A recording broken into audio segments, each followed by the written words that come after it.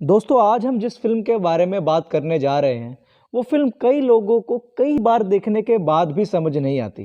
इस फिल्म का नाम है शटर आइलैंड और इस फिल्म का डायरेक्शन किया है मार्टिन स्कोसेसी ने।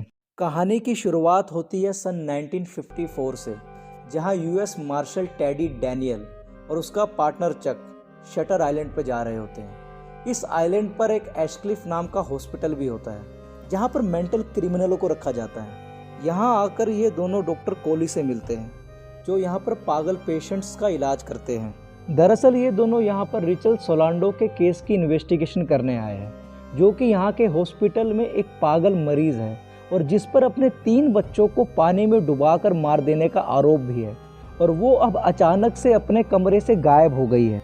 इसके बाद जब टेडी डैनियल रिचल सोलांडो के कमरे की तलाशी ले रहा होता है तो उसे वहाँ पर एक नोट मिलता है जिस पर लिखा होता है the law of 4 who is 67। वो इस नोट को अपने पास रख लेता है। इसके बाद डैनियल सारे स्टाफ से पूछताछ करता है लेकिन उसके हाथ कुछ भी नहीं लगता, और इसके बाद डैनियल डॉक्टर कोली से कहता है कि मुझे यहाँ पर सारे स्टाफ की और पेशेंट की फाइल चाहिए, लेकिन डॉक्टर कोली उसे यह कहते हुए मना कर देते हैं कि ये हमारे प्रोटोकॉल के खिलाफ है। इसके बाद डैनियल नाराज़ हो जाता है और डॉक्टर कोली से कहता है कि मैं तुम सबकी रिपोर्ट बनाकर FBI को सौंप दूंगा और कल हम यहाँ से जा रहे हैं। इसके बाद डैनियल जैसे ही सोने को जाता है तो उसे कई तरह के विजन्स आते हैं। उसकी मरी हुई पत्नी उसके सपने में आकर कहती है कि रिचेल यहीं पर है और उसके साथ एंड्रयू लैडिस भी है। अगले दिन डैनियल जैसे ही सुबह उठता है तो वहाँ पर भारी तूफान आ जाता है जिसके कारण वो आइलैंड को छोड़ नहीं पाता, और उसके बाद वो डॉक्टर कोली से जाकर कहता है कि मुझे रिचल सोलांडो की थेरेपी में जितने भी मरीज थे उन सब से बात करनी है। और उन सब मरीजों से बात करने के दौरान डैनियल आखिरी में सबसे एक ही सवाल पूछता है, क्या तुम एंड्रयू लैडिस को जानते हो? चक डैनियल की इस बात से कुछ हैरान हो जाता है और बाद में डैनियल से पूछता है कि आखिर एंड्रयू लैडिस है कौन। डैनियल चक को बताता है कि वो मेरे अपार्टमेंट में मेंटेनेंस वाला था जहां मैं अपनी पत्नी के साथ रहता था, और उसी ने मेरी पत्नी को जला के मार दिया था। उसने बाद में एक स्कूल हाउस को भी आग लगा दी थी और बाद में उसने 2 लोगों को भी जान से मार दिया था। उसका कहना था कि कुछ आवाज़ों ने उसको ऐसा करने के लिए कहा था। बाद में उस आदमी को इसी आइलैंड पे लाया गया था। अब मानो कि जैसे वो गायब ही हो गया हो। डैनियल चक को ये भी बताता है कि इस आइलैंड पर इंसानों के ऊपर एक्सपेरिमेंट होते हैं और बस मैं यहाँ पर सबूत इकट्ठे कर रहा हूँ ताकि इन सब लोगों का पर्दाफाश कर सकूँ। इतने में चक डैनियल से पूछता है कि अगर तुम्हें एंड्रयू लैडिस मिल जाए तो तुम उसका क्या करोगे? डैनियल कहता है कि मैं यहाँ किसी को मारने नहीं आया, मैंने पहले ही वर्ल्ड वॉर 2 में बहुत से लोगों को मारा है और अब मैं और ज़्यादा खून खराबा नहीं देख सकता। चक कहता है कि तुम्हारी जगह अगर मैं होता तो उस आदमी को ज़रूर मार देता। इसके बाद डैनियल चक को कहता है कि एंड्रयू लैडिस के गायब होने के बाद मैंने इस जगह की छानबीन शुरू की थी, लेकिन कोई भी इस जगह के बारे में बात नहीं करना चाहता, लोग डरते हैं। तब मैं यहाँ के एक मरीज से मिला जिसका नाम था जॉर्ज नोइस। वो यहाँ 1 साल से था और उसी ने मुझे बताया था कि यहाँ पर इंसानी दिमागों के ऊपर एक्सपेरिमेंट किए जाते हैं। इतने में चक डैनियल से कहता है कि जब तुमने इस आइलैंड की इन्वेस्टिगेशन करना शुरू किया तभी यहाँ से एक लेडी गायब हो गई और ये केस भी सीधे तुम्हें ही सौंप दिया गया। मुझे तो लगता है ये एक षड्यंत्र है, तुम यहाँ कोई इन्वेस्टिगेशन नहीं कर रहे बल्कि ये हमारे ऊपर इन्वेस्टिगेशन कर रहे हैं। इतने में वहाँ पर आइलैंड के सिक्योरिटी गार्ड पहुँच जाते हैं और वो बाद में इन दोनों को दोबारा हॉस्पिटल ले जाते हैं जहाँ पर डॉक्टर कोली अपने कुछ साथियों के साथ मीटिंग कर रहे होते हैं। तभी डैनियल डॉक्टर कोली को ये कहते हुए सुनता है कि वार्ड C में 24 पेशेंट हैं और वार्ड A और B में 42 पेशेंट हैं। तब डैनियल डॉक्टर कोली से कहता है कि इसका मतलब आपके पास 66 पेशेंट्स हैं और जो नोट हमें रिचल के कमरे से मिला था उसके ऊपर लिखा हुआ था the law of 4 who is 67। इसका मतलब है कि वो किसी 67th पेशेंट की तरफ इशारा कर रही थी। इतने में डॉक्टर कोली कहते हैं कि ये सवाल तुम खुद रिचल से क्यों नहीं पूछ लेते, जबकि अब हमने उसे ढूंढ लिया है। डैनियल रिचल से पूछताछ करता है लेकिन उसकी मनोदशा खराब होने के कारण वो कोई भी सटीक जवाब नहीं दे पाती। इसके थोड़ी ही देर बाद डैनियल को माइग्रेन का जोरदार अटैक आता है, उसकी तबीयत खराब होना शुरू हो जाती है। तब डॉक्टर कोली और चक उसे दवाई खिलाकर सुला देते हैं। तभी डैनियल को दोबारा से विजन आने शुरू हो जाते हैं और उसकी पत्नी सपने में आकर कहती है कि एंड्रयू लैडिस अभी जिंदा है और वो यहीं पर है और तुम्हें उसे मारना होगा, क्योंकि एंड्रयू लैडिस ही वो शख्स होता है जिसने डैनियल की पत्नी का खून किया होता है। अगली ही सुबह डैनियल वार्ड सी में जाता है, जहाँ किसी को भी जाने की मनाही होती है। वहाँ वो एक काल कोठरी में एक शख्स से मिलता है। डैनियल को लगता है कि यही एंड्रयू है।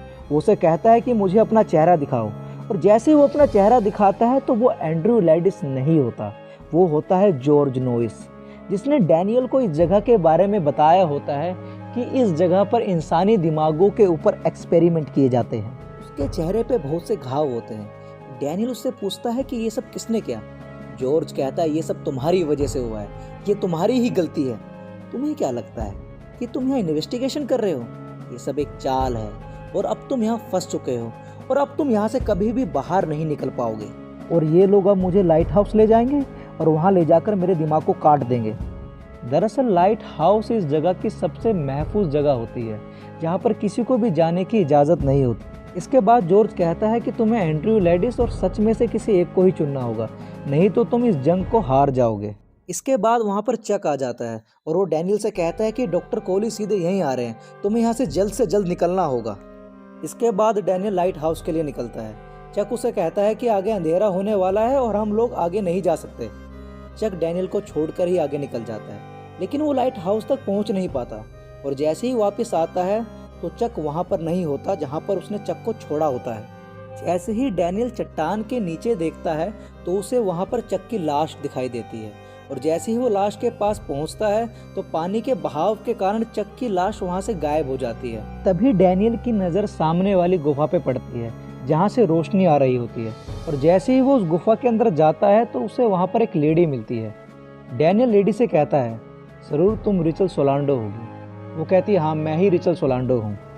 ये वो रिचल सोलांडो नहीं होती जिसे डैनियल को हॉस्पिटल में मिलवाया जाता है, बल्कि ये तो कोई और ही होती है। वो डैनियल को बताती है कि लाइट हाउस में लोगों के दिमाग की सर्जरी की जाती है, उन्हें लैप्टोमाइज किया जाता है।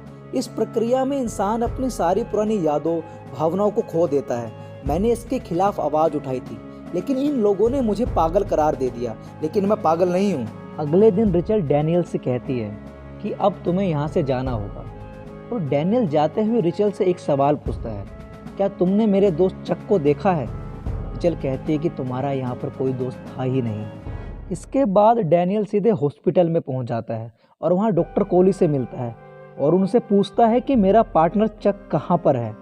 डॉक्टर कोली कहते हैं कि तुम्हारा तो कोई पार्टनर था ही नहीं, तुम तो यहाँ पर अकेले आए थे। अब डैनियल को शक होता है कि ज़रूर वो चक को लाइट हाउस ले गए होंगे और जहाँ वो उसके ब्रेन को लैप्टोमाइज करेंगे। डैनियल जैसे तैसे लाइट हाउस तक पहुँचने में कामयाब हो जाता है और जैसे ही वो लाइट हाउस के अंदर जाता है तो डॉक्टर कोली उसे वहाँ बैठे हुए मिलते हैं। इसके बाद डैनियल डॉक्टर कोली से कहता है कि मैं असली रिचल सोलांडो से मिल चुका हूँ और उसने मुझे तुम्हारे बारे में सब कुछ बता दिया है कि तुम किस तरह से यहाँ इंसानी दिमागों को लैप्टोमाइज करते हो, लेकिन अब तुम उसे ढूंढ नहीं पाओगे क्योंकि वो वहाँ से जा चुकी है। इतने में डॉक्टर कोली कहते हैं हाँ कि मैं उसे अब ढूंढ नहीं पाऊंगा क्योंकि ये तुम्हारे दिमाग की बस एक कल्पना मात्र है और सच्चाई तो ये है कि तुम ही यहाँ के 67वें पेशेंट हो। तुम यहाँ पर 2 साल पहले लाए गए थे और जिस आदमी एंड्रयू लैडिस को तुम ढूंढ रहे हो वो खुद तुम ही हो। डैनियल कहता है ये सब तुम बकवास कर रहे हो और मुझे सीधे सीधे बताओ कि मेरा पार्टनर चक कहाँ पर है। इतने में डॉक्टर कोली कहते हैं जो कुछ भी तुम्हारे साथ हुआ वो बहुत भयानक था और तुम इस सच्चाई को स्वीकार ही नहीं कर पा रहे थे। तुमने एक अलग ही दुनिया बना ली थी और तुम उसी की कल्पनाओं में खो गए थे, लेकिन सच्चाई तो ये है कि तुम्हारा नाम एंड्रयू लैडिस है और तुम ही यहाँ के 67वें पेशेंट हो। जॉर्ज नोइस को भी 2 हफ्ते पहले तुमने ही मारा था क्योंकि वो तुम्हें एंड्रयू लैडिस कह के बुला रहा था। डैनियल, जो कि असली में एंड्रयू लैडिस ही है, वो अभी भी डॉक्टर कोली की बात पर विश्वास नहीं कर रहा होता और वो बाद में दोबारा पूछता है कि मेरा पार्टनर चक कहाँ पर है। इतने में चक वहाँ पर आ जाता है और वो डैनियल से कहता है कि मैं कोई तुम्हारा पार्टनर था ही नहीं, बल्कि मैं पिछले 2 सालों से तुम्हारा इलाज कर रहा हूँ और मैं ही तुम्हारा साइकेट्रिस्ट हूँ। चक उसे बताता है कि तुम्हारी पत्नी की दिमागी हालत ख़राब थी और वो डिप्रेस थी और तुम दिन रात शराब पीकर अपनी पत्नी की सच्चाई को नज़रअंदाज करते रहे। तुम्हारी पत्नी ने ही तुम्हारे 3 बच्चों को लेक में डुबा के मार दिया था और वो लड़की जो बार बार तुम्हारे विजन में आती है वो तुम्हारी ही बच्ची थी। डैनियल, जो कि एंड्रयू लैडिस है, उसे अब सब कुछ याद आ जाता है कि किस तरह से उसकी पत्नी ने उसके तीनों बच्चों को मार दिया था और इसके बदले में एंड्रयू ने अपनी पत्नी को गोली मार दी थी और इस तरह से एंड्रयू का पूरा परिवार खत्म हो गया था। और इसलिए एंड्रयू इतने बड़े हादसे को मानने से ही इनकार कर देता है और अपने आप को यकीन दिला देता है कि ऐसा तो कुछ हुआ ही नहीं था। लेकिन डॉक्टर कोली की थेरेपी और प्लानिंग के कारण एंड्रयू को अब सब कुछ याद आ जाता है और वो इस बात को भी स्वीकार करता है कि उसी ने अपनी पत्नी की हत्या की थी क्योंकि उसकी दिमागी हालत ठीक नहीं थी। और वो ये भी मानता है कि डैनियल और रिचल सोलांडो नाम का कोई शख्स है ही नहीं और ये सब उसकी एक कल्पना मात्र है।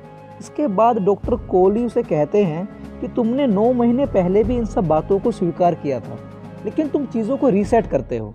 मुझे यकीन होना चाहिए कि तुम अब अपनी कल्पनाओं से बाहर हो। अगली सुबह एंड्रयू हॉस्पिटल के बाहर बैठा होता है, तभी उसका साइकेट्रिस्ट उसके पास आता है और वो अपने साइकेट्रिस्ट को चक कहकर बुलाता है। इसका मतलब होता है कि एंड्रयू ने एक बार दोबारा खुद को रीसेट कर लिया है। वो दोबारा से अपने आप को डैनियल ही समझ रहा होता है। इतने में डॉक्टर शीलन डॉक्टर कोली की तरफ इशारा करते हुए कहते हैं कि प्लान फेल हो गया है। इसके बाद एंड्रयू डॉक्टर शीलन को कहता है कि क्या अच्छा होगा कि एक मॉन्स्टर की तरह जीना या एक भले आदमी की तरह मर जाना। ये बोलकर एंड्रयू उन लोगों के पास जाने लगता है जो उसे लैबोटोमाइज करने के लिए आए हैं। इससे पता चलता है कि एंड्रयू को अब भी सब कुछ याद है, लेकिन वो इतने बड़े हादसे को लेकर जी नहीं सकता, इसीलिए वो चाहता है कि उसे लैबोटोमाइज कर दिया जाए जिससे कि वो सब कुछ भूल जाए। ये फिल्म 2003 में आई नोवेल शटर आइलैंड के ऊपर बेस्ड है। मैं आशा करता हूँ कि ये वीडियो आपको ज़रूर अच्छी लगी होगी। ऐसे ही और वीडियोस देखने के लिए हमारी वीडियो को लाइक करें और चैनल को सब्सक्राइब ज़रूर करें। धन्यवाद।